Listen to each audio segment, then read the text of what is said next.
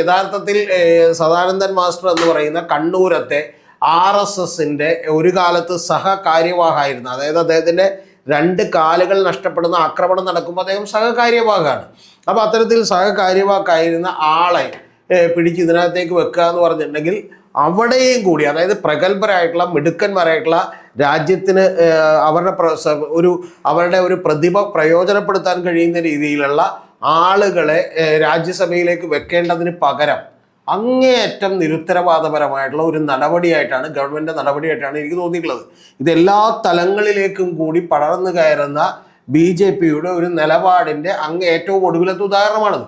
പക്ഷെ ഇതൊക്കെ തന്നെ നമ്മുടെ മാധ്യമങ്ങളൊക്കെ ആഘോഷിക്കുന്നത് ഏതോ അക്രമ രാഷ്ട്രീയത്തിനെതിരായിട്ടുള്ള വലിയ നിലപാടെടുത്തിരിക്കുന്നു, കേരളത്തിന് വലിയ നേട്ടമായിരിക്കുന്നു എന്നൊക്കെയുള്ള ലെവലിലാണ്.